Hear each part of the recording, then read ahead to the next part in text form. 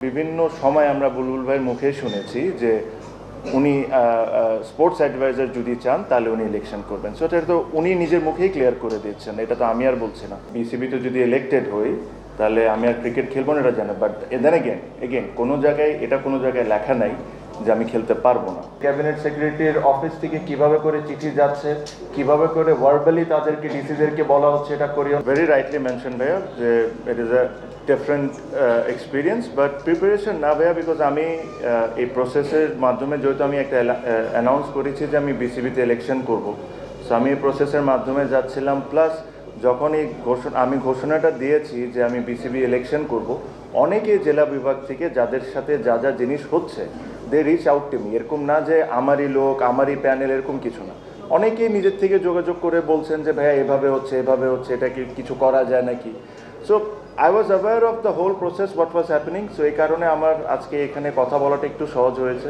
Plus বাবু ভাই আছেন, আরও এক্সপিরিয়েন্স লোকজন আছেন, মাসুদ ভাই, ওনাদের থেকেও এই জিনিসটার ব্যাপারে আমি সবসময় আপডেটেড হতে থাকি। এখানে অনেক বিসিবি ডিরেক্টর আসেন নাই আজকে, বাট অনেকেই যেসব জিনিস এখন হচ্ছে এটার এগেনস্টে, অনেকেই বুলবুল ভাই যে চিঠিটা উনি সাইন করেছেন এটার এগেনস্টে।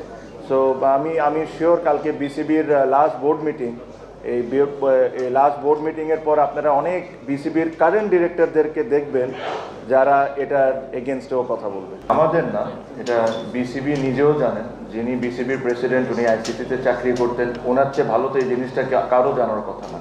আর ইন্টারফারেন্স হচ্ছে কি হচ্ছে না, আমার মনে হয় এখানে যারাই বসে আছেন সবাই কিন্তু কম বেশি জানেন যে কি লেভেলের ইন্টারফারেন্স হচ্ছে।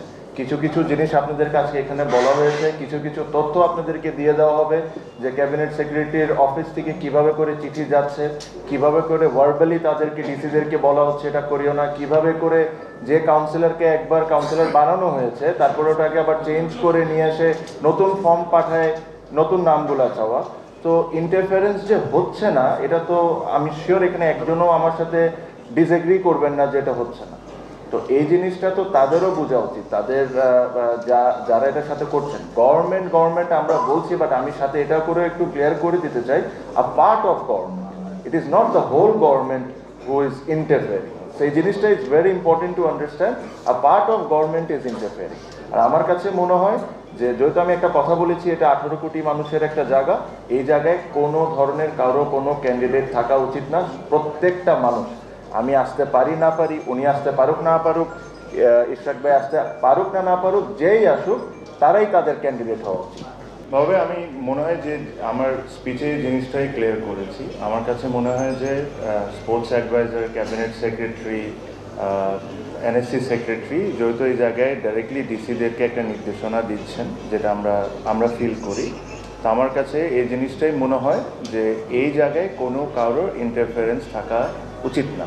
সেটা একটা ফেয়ার ইলেকশন হওয়া উচিত। আর ওনারা যেসব জায়গায় ওনারা রেসপেক্টেড, যেসব জায়গায় ওনারা বসে আছেন, আমার এটাও মনে হয় সাথে করে যে যারাই আসুক, যারাই ইলেক্টেড হয়ে আসুক, তাদেরকে তাদেরকে ওনারা ওয়েলকাম করা উচিত, রাদার দেন ওনাদের একটা প্যানেল থাকা উচিত না, যেটা বিভিন্ন সময় আমরা বুলবুল ভাইয়ের মুখে শুনেছি যে উনি স্পোর্টস অ্যাডভাইজার যদি চান তাহলে উনি ইলেকশন করবেন। সো এটা তো উনি নিজের মুখেই ক্লিয়ার করে দিচ্ছেন, এটা তো আমি আর বলছি না।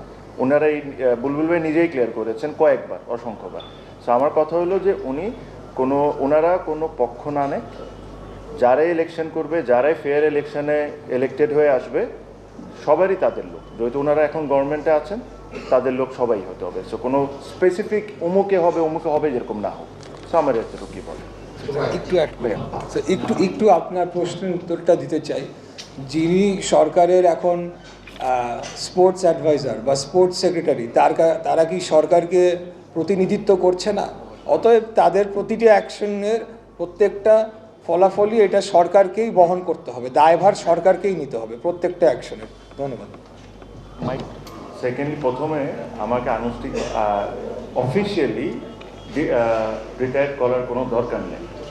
সো এটা তো আপনাদের বুঝেই যাবেন। আমি তো আর বিসিবিতে যদি ইলেক্টেড হই তাহলে আমি আর ক্রিকেট খেলবো না, এটা জানে। বাট দেন এগেন কোনো জায়গায় লেখা নাই যে আমি খেলতে পারবো না, ঠিক আছে। সো আমাকে এই কারণে অফিসিয়ালি রিটায়ারমেন্ট ঘোষণা দেওয়ার কোনো প্রয়োজন নেই। তারপরে আমি আপনার যেহেতু কোয়েশ্চেনটা করেছেন আমি আপনাকে বলে দিলাম, আমি যদি ইলেক্টেড হই তাহলে আমার ক্রিকেটের সাথে কোনো ধরনের কোনো সম্পর্ক থাকবে না এই দেশে। যদি অন্য কোনো চ্যারিটি ম্যাচ হোক হোক সে হোক, সেটা তো আমি খেলতেই পারি। সে এগুলো একটা জিনিস। প্রথম যে আপনি যে কোয়েশ্চেনটা করেছিলেন, এটা তো আমিও চাই, যেটা আপনি বলেছেন যে ইলেকশন কমিশনকে স্বাধীনভাবে কাজ করতে দাও, এটা তো আমাদের সবারই তো এটা ডিমান্ড।